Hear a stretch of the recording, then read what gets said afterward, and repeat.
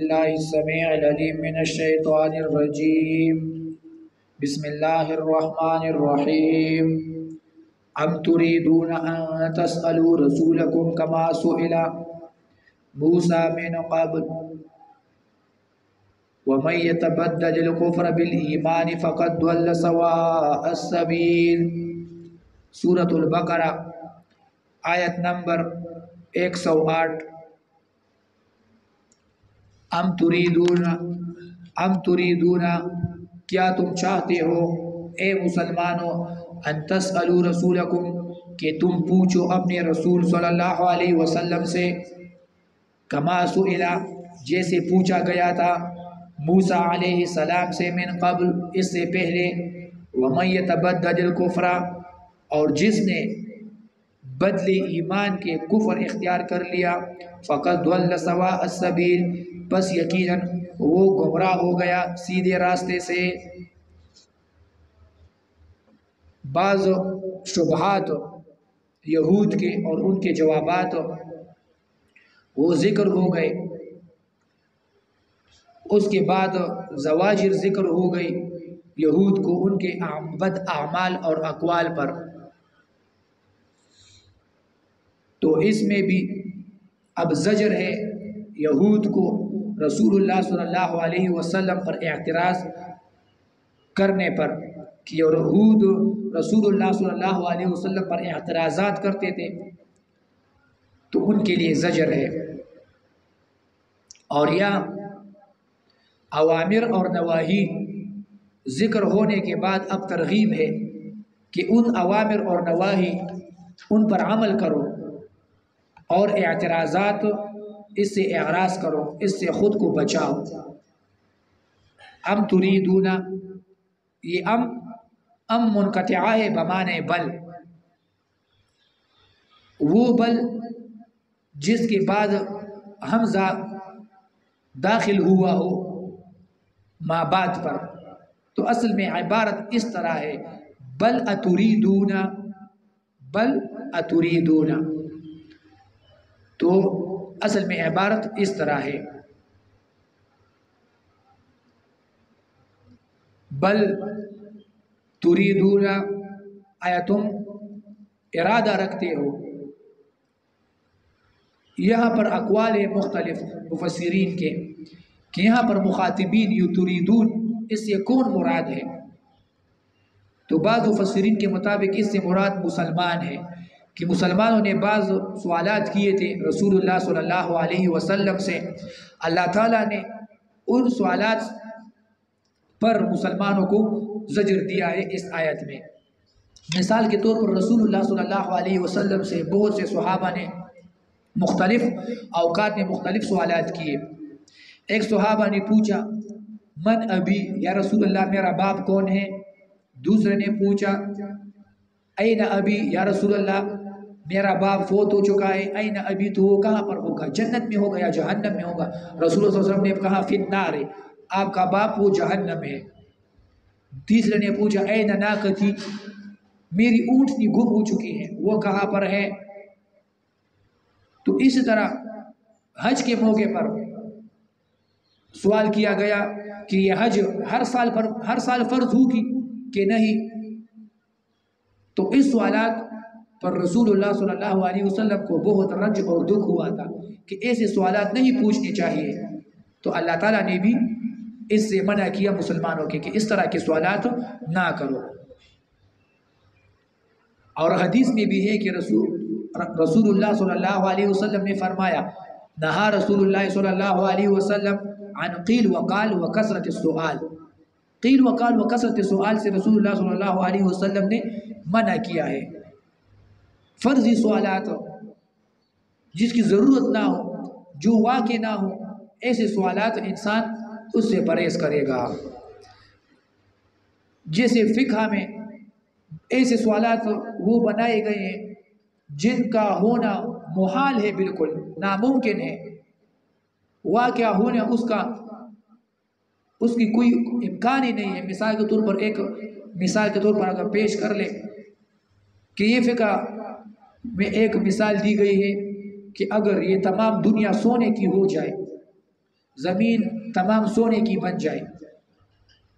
تو انسان پانی بھی نہ ہو اور تیمم کی ضرورت پڑ جائے تیمم کرنے کی، اور ایک کتا وہ باقی رہا ہو اور کتے کے پیٹ پر اب اس کی کمر پر مٹی ہو، تو کیا اس مٹی پر تیمم کرنا جائز ہے یا جائز نہیں ہے؟ اب یہ سوال، اس طرح کے سوالات، تمام زمین سونے کی ہو جائے اور پھر ایک انسان باقی ہو اور ایک کتا باقی ہو اور اس کتے کی کمر پر مٹی ہو، پھر اس پہ تیمم وہ جائز ہے یا جائز نہیں ہے؟ دوسرا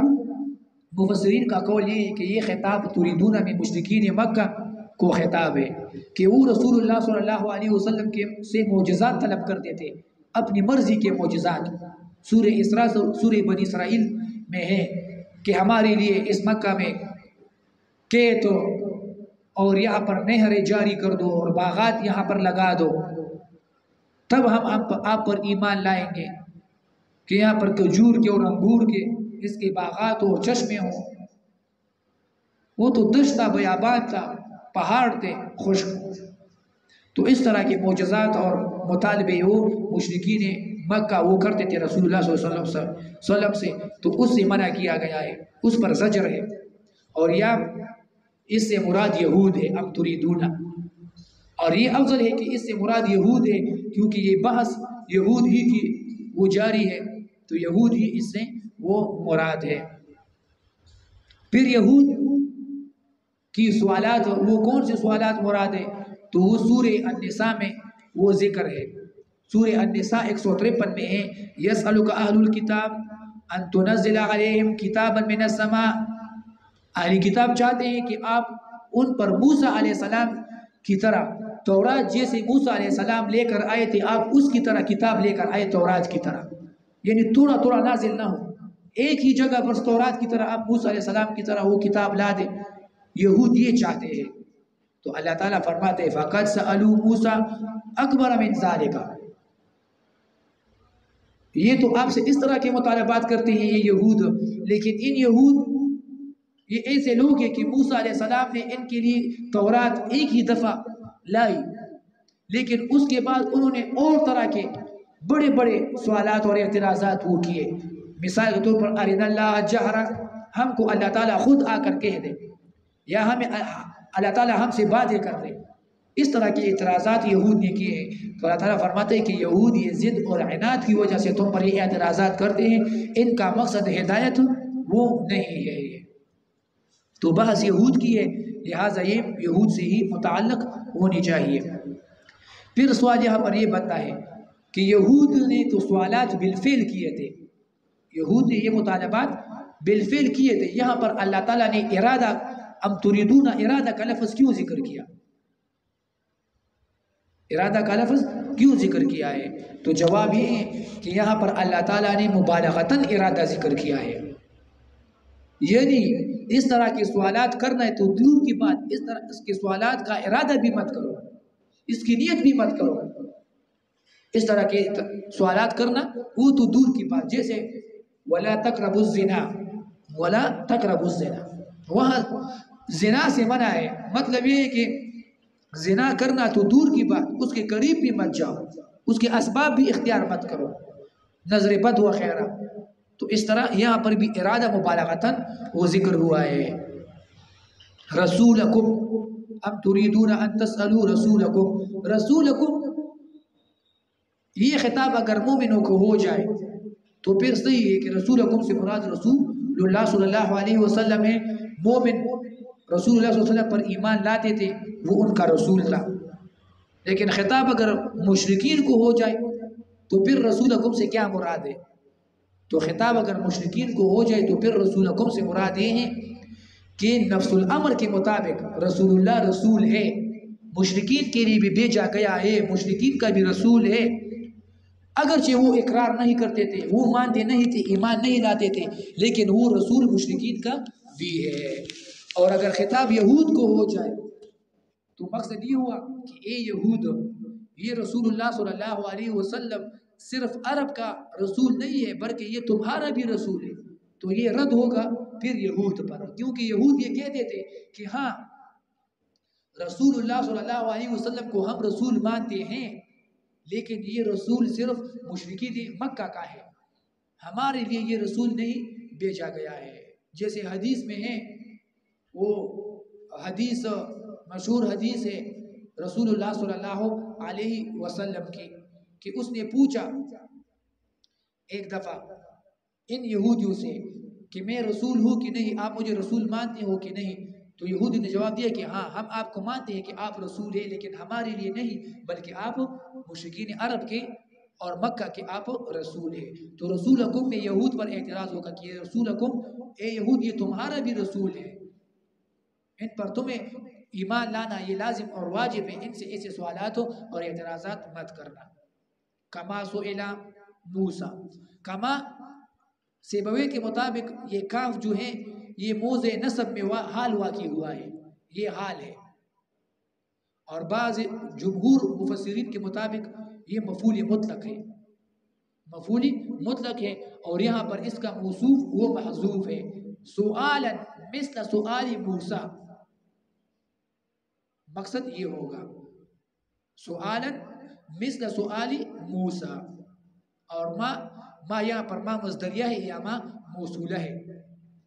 اگر ما موصولہ ہو جائے تو پھر اس کا فاعل وہ حذف ہے، کما سئل قوم موسیٰ، کما سئل قوم موسیٰ، جیسے پوچھا تھا سوال قوم موسیٰ علیہ السلام نے۔ وہ کس طرح سوالات تھے؟ ارنا اللہ جہرتا یا اجعل لنا الہا کما لہم آلہا، سورہ اعراف میں آئے گا، اجعل لنا الہا کما لہم آلہا، یہ سوالات بنی اسرائیل نے مختلف اوقات میں کیے تھے، کما سئل موسیٰ۔ وَمَن يَتَبَدَّلِ الْكُفْرَ بِالْإِيمَانِ، اور جو بدلے میں لے گا کفر کو، ایمان کے بدلے میں کفر کو لے گا، فَقَدْ ضَلَّ سَوَاءَ السَّبِيلِ، بس یقیناً وہ گمراہ ہو جائے گا، سواء السبیل صحیح راستے سے، سیدھے راستے سے۔ مَن يَتَبَدَّلِ الْكُفْرَ، سوال یہاں پر یہ ہے کہ اگر اس خطاب سے مراد یہود اور مشرکین ہو جائے تو پھر تبدل اس کا کیا مقصد ہے؟ وہ تو پہلے ہی سے کافر ہیں، ان کے پاس تو ایمان نہیں ہے، مشرکین کے پاس ایمان کہاں ہے؟ یہود وہ تو پہلے ہی سے کافر ہیں، تو کیسے اللہ تعالیٰ کہنے وَمَن يَتَبَدَّلِ الْكُفْرَ بِالْإِيمَانِ، جو ایمان کے بدلے میں کفر وہ لے گا؟ تو اس کا جواب یہ ہے کہ ایمان کی جگہ انہوں نے کفر کو منتخب کر لیا، تبدل بمانے پھر انتخاب ہے، کہ جنہوں نے ایمان کی بجائے کفر کا انتخاب وہ کر لیا، تو مقصد یہ بن جائے گا۔ خطاب اگر مومنوں کو ہو جائے تو پھر اس سے مراد وہ ارتداد ہو جائے گا، وَمَن يَتَبَدَّلِ الْكُفْرَ بِالْإِيمَانِ، اور جو مرتد ہو جائے گا ایمان کے بعد، کفر سے مراد پھر ارتداد ہو جائے گی اگر خطاب مومنوں کو ہو جائے، لیکن اگر خطاب مشرکین یا یہود کو ہو جائے تو وہ تو پہلے ہی سے کافر ہے، ایمان نہیں ہے اس کے پاس، تو پھر یہاں پر مقصد ہوگا کہ جو انتخاب کر لے، جو ترجیح دے کفر کو ایمان کے مقابل میں، وَمَن يَتَبَدَّلِ الْكُفْرَ بِالْإِيمَانِ فَقَدْ ضَلَّ، بس یقیناً وہ گمراہ ہو جائے گا، سواء السبیل، سواء السبیل سیدھے راستے سے، سواء بمانے وسط، سوا کے بہت سے معنی ہم نے پہلے اس کی گزر چکی ہیں، یہاں پر سوا بمانے وسط ہے، یعنی وسط راستے سے، وہ درمیانے راستے سے وہ گمراہ ہو جائے گا۔ تو پھر یہاں پر اضافت صفت کی ہوئی ہے موصوف کو، اضافت صفت کی ہوئی ہے وہ موصوف کے، کیونکہ یہ سبیل اصل میں مقصود اس میں وسطیت ہے، ویسے سبیل وہ مقصود نہیں ہے، ویسے راستہ تو بہت سے راستے ہیں، لیکن راستہ وہ راستہ جس میں وسطیت ہو، جس میں درمیانہ روی ہو، تو وہ راستہ وہ مراد ہے۔ پھر یہاں سبیل سے مراد ذکر سبیل، لیکن یہاں مراد شریعت ہے، شریعت ہے، دین مراد ہے، سبیل سے مراد یہ ہے۔ پھر تو اس میں پھر استعارہ ہوا ہے، اس کو کہتے ہیں استعارہ مصرحہ، ذکر مشبہ بھی کا اور مراد اس سے مشبہ ہے، تو اس میں استعارہ مصرحہ وہ ہوا ہے۔ فقط ضل سواء السبیل، یقیناً، اور دلیل اس پہ کیا ہے کہ یہاں پر استعارہ ہے؟ دلیل اس میں یہ ہے کہ فقط ضل سواء السبیل، یقیناً وہ گمراہ ہوا ہے سواء السبیل سے، تو یہ ضل جو ہے یہ قرینہ ہے، کیونکہ یہاں پر یہ ضل جو ہے یہ راستہ حصی جو عام راستہ ہے زمینی راستہ وہ راستہ یہاں پر مراد نہیں ہے بلکہ راستہ معنوی مراد ہے اس سے یہ ضل اس پر کرینہ اور دال ہے ود کثیر من اہل الکتاب ود کثیر بہت سے ود کثیر چاہتے ہیں بہت سے من اہل الکتاب اہل کتاب میں سے لو یردونکم کہ کاش کہ وہ تمہیں گمراہ کر دے من بعد ایمانکم یردونکم تمہیں واپس کر دے یا تمہیں گمراہ کر دے من بعد ایمانکم تمہاری ایمان لانے کے بعد کفارن کافر ایسی حالت میں کہ تم کافر ہو حسدا من عند انفسہم حسد کی وجہ سے من عند انفسہم جو ان کی دلوں میں ہے من بعد ما تبینہ اس کے بعد کہ واضح ہو چکا ہے لہم الحق ان کے لیے حق واضح ہو چکا ہے فاعفوا واصفحوا بس تم معافی کرو ان کو واصفحوا اور جانے دو تم ان سے اعراض کرو حتی یہاں تک یأتی اللہ بامری کہ اللہ اپنا حکم نازل کر دے یا لائے اللہ تعالیٰ اپنا حکم ان اللہ یقینا اللہ تعالیٰ علی کل شیء قدیر ہر چیز پر قدرت رکھنے والا ہے ود کثیر یہ دوسرا زجر ہے یہود کے عمل پر کہ یہ مسلمانوں کو مرتد کرنا چاہتے ہیں یہ چاہتے ہیں کہ مسلمان ایمان سے واپس ہو جائے ارتداد اختیار کر لے مرتد ہو جائے اور یہ سوالات اعتراضات شبہات یہ یہود کرتے بھی اس لیے تھے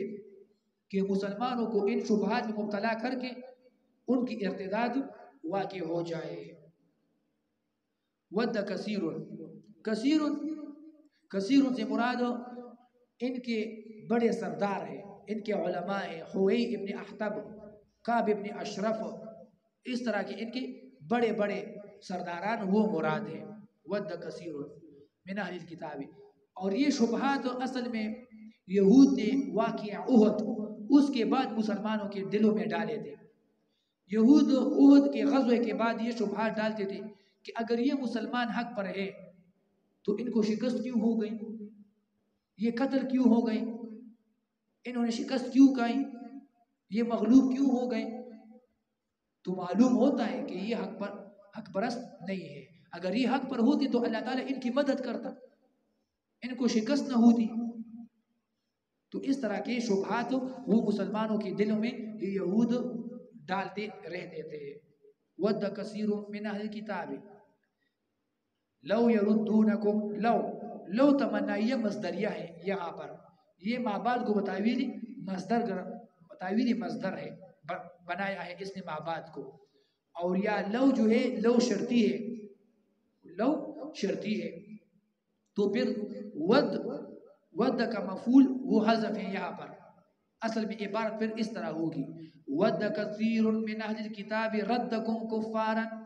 ود کثیر من اہل الکتاب ردکم کفارا مفعول یہاں پر پھر حذف ہوگی اور لو شرطی کا جزا بھی یہاں پر محذوف ہے لسروا بذالک اگر تم کافر ہو جاؤ مرتد ہو جاؤ تو لسروا بذالک یہ اس پر خوش ہوں گے تو یہ اس کی لو شرطی کی پھر جزا بھی وہ محذوف ہے کفارا حسدا کفارا یہ حال واقعہ ہوا ہے ترکیبی لحاظ سے یردونکم میں جو کم ضمیر ہے کم ضمیر اس سے یہ کفارن حال واقع ہوا ہے یردونکم تمہیں واپس کرنا چاہتے ہیں ایسے حالت میں کیسی واپسی ویسی واپسی نہیں عام سی واپسی نہیں چاہتے یردونکم تمہاری واپسی چاہتے ہیں ایسی حالت میں کفارن کہ تم کافر ہو ایسی حالت میں کہ تم کفر اختیار کر لو تو یہ کفارن حال ہے کم ضمیر سے اور حسدن یہ بھی منصوب ہے بنا بر مفعول لہو یہ اصل میں مفعول لہو ہے مقصد یہ ہے یہ تمہاری ارتداد اور کفر کیوں چاہتے ہیں حسد کی وجہ سے یہ تمہاری ارتداد اور کفر حسد کی وجہ سے چاہتے ہیں تو یہ حسدن یہ مفعول لہو ہو جائے گا اور یا دوسرا قول یہ ہے کہ یہ اصل میں حال ہے یہ بھی حال ہے حسدن ایسی حالت میں حسدن کی اس میں حسد ہو یہود میں حسد تھی تو یہ بھی حال ہے. تو پھر سوال یہ ہے کہ یہ حسدن، یہ تو پھر حاسدین ہونا چاہیے، حاسدین ہونا چاہیے. تو پھر اس کا جواب یہ ہے کہ یہ حسد یہ مصدر ہے، اور مصدر میں قاعدہ یہ ہے کہ مصدر میں قاعدہ یہ ہے کہ نہ تو وہ تثنیہ ہو سکتا ہے اور نہ جمع ہو سکتا ہے. مصدر تثنیہ اور جمع وہ نہیں ہو سکتا، تو اس لیے حاسدینہ نہیں کہا گیا کیونکہ یہ مصدر ہے. اور یہ تیسرا قول یہ ہے کہ حسدن یہ مفعول مطلق ہے فعل محذوفہ کے لیے. حسدوکم حسدن، حسدوکم حسدن من عند انفسهم، من عند انفسهم، یہ حسدن سے متعلق ہے. مقصد یہ حسد کیوں کرتے ہیں؟ یہ حسد ان کے دلوں سے متعلق ہے، ان کے دلوں میں یہ حسد پڑی ہوئی ہے. من عند انفسکم، اور یا یہ ود سے متعلق ہے، یہ ود سے متعلق ہے. مطلب یہ ہے یہ حسد کیوں پیدا ہوئی ہے؟ من کے بل شہوتہم، ان کی خواہش کی وجہ سے، ان کی خواہش پرستی کی وجہ سے، ان کی شہوت کی وجہ سے ان میں حسد وہ پیدا ہوئی ہے. یعنی یہ مسلمانوں کو نقصان دینا چاہتے ہیں اپنی خواہش کی وجہ سے، اپنی شہوت کی وجہ سے، یہ مسلمانوں کو نقصان دینا وہ چاہتے ہیں. اور یا جیسے میں نے کہا کہ یہ حسدن سے متعلق ہے من عند انفسهم، تو مقصد یہ ہو جائے گا کہ حسدن کائنا من عند انفسهم، حسدن کائنا من عند انفسهم. یہ حسد کیوں کرتے ہیں؟ کہاں سے؟ یہ ایسی حسد ہے کہ ان کے دلوں سے یہ حسد نکلتی ہے. حسدن من عند انفسهم، من عند انفسهم، من عند انفسهم، من بعد حسد. حسد پھر کہتے ہیں تمنی زوال نعمت غیر سے. حسد کہتے ہیں وہ خواہش اور آرزو، وہ تمنی کہ زوال نعمت غیر سے ہو، کہ غیر سے یہ نعمت وہ زائل ہو جائے، اس کو کہتے ہیں حسد. تو پھر یہ دلیل ہے کہ یہ ایمان جو ہے یہ بہت بڑی نعمت ہے، کیونکہ یہ یہود چاہتے ہیں کہ تم سے یہ نعمت زائل ہو جائے، کیونکہ حسد نعمت کے بارے میں استعمال ہوتی ہے نا. تو معلوم ہوا ایمان بہت بڑی نعمت ہے. پھر حسد کا معنی قرآن کریم میں 5 دفعہ استعمال ہوا ہے. پھر حسد کے مقابل غبطہ آتا ہے، اور غبطہ وہ 2 چیزوں میں جائز ہے، علم میں اور مال میں. حدیث بخاری میں ہے کہ لا حسد الا فی اثنتین، حسد نہیں جائز مگر 2 چیزوں میں حسد وہ جائز ہے. علم، اللہ تعالیٰ نے کسی کو علم دیا ہو اس کے ساتھ حسد اور غبطہ جائز ہے کہ اس طرح اللہ تعالیٰ مجھے بھی دے. اور مال دیا ہو اللہ تعالیٰ کے راہ میں خرچ کرتا ہو تو اس سے جائز ہے کہ مجھے بھی اللہ تعالیٰ اس طرح کی مال و دولت دے کے تاکہ میں بھی اس کو اللہ تعالیٰ کی راہ میں خرچ کروں. پھر اسباب حسد، حسد کیوں ہوتی ہے؟ تو عداوت اور بغض کی وجہ سے، دشمنی کی وجہ سے حسد ہوتی ہے. حاسد انسان خود کو برتر سمجھتا ہے، خود کو عزت مند سمجھتا ہے، تو اس لیے وہ دوسروں سے حسد کرتا ہے. اور دوسرا وہ یہ ہے کہ اس میں تکبر ہوتی ہے، تکبر کی وجہ سے حسد کرتا ہے. حب الریاضہ، اسے سرداری، سربراہی وہ پسند ہوتی ہے، تو جب دوسرا وہ سربراہی کے لائق یا مرتبے کو پہنچتا ہے تو یہ اس سے حسد کرنے لگتا ہے. اور بخل اور شح کی وجہ سے اس میں بخل ہوتی ہے، تو بخل کی وجہ سے بھی حسد وہ ہوتی ہے. یہ مختلف اقسام اسباب ہے حسد کی، تو اس وجہ سے حسد ہوتی ہے. اور اصل میں یہ حاسد جو ہوتا ہے اللہ تعالیٰ کی تقدیر پر راضی نہیں ہوتا، وہ اللہ تعالیٰ پر ایک قسم کا اعتراض کرتا ہے کہ اللہ تعالیٰ نے یہ نعمت اس فلاں بندے کو کیوں دی ہے، اللہ تعالیٰ یہ نعمت یہ فلاں بندے کو کیوں دی ہے، مجھے کیوں نہیں دی اور اس کو کیوں دی. تو یہ ایک قسم کی اعتراض ہے تقدیر اللہ تعالیٰ پر. حسد من عند انفسهم من بعد ما تبین لهم، من بعد ما تبین یہ بھی ود سے متعلق ہے، یعنی حق واضح ہونے کے بعد بھی